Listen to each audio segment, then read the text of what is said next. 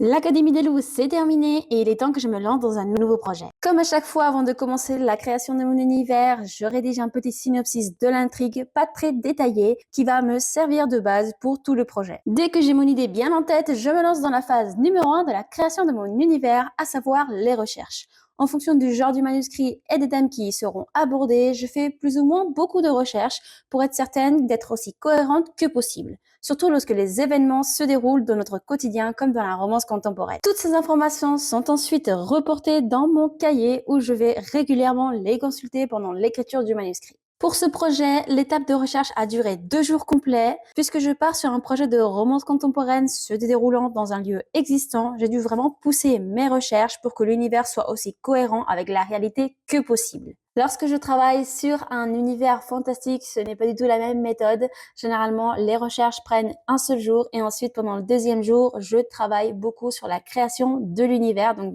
tout ce qui est fantastique, donc tout ce qui n'existe pas forcément dans la réalité. Mais là, puisque c'est une romance contemporaine, l'univers en quelque sorte existe déjà puisque c'est notre réalité. Donc, il faut juste que je fasse des recherches sur le lieu que j'ai choisi pour l'intrigue. Et ensuite, ce qui va vraiment rendre ce roman unique, ça va être l'intrigue et la façon dont les personnages vont faire vivre les lieux et leur romance, etc. Une fois mes recherches et mon univers bouclés, je passe à la phase 2 de ma préparation pré-écriture, la création des fiches personnages. Comme je suis quelqu'un de très visuel, je n'hésite pas à mettre des images pour illustrer chaque personnage, qu'ils soient principaux ou secondaires, et je vais même parfois créer des moodboards pour bien cerner les passions et le caractère de mes personnages. Une fois que j'ai tout ça, que j'ai mon univers, mes recherches et mes fiches personnages, je vais commencer à préparer l'intrigue. Pour créer mon intrigue et faire en sorte que chaque événement s'enchaîne parfaitement, je vais créer un fil conducteur qui va me guider tout le long de l'écriture,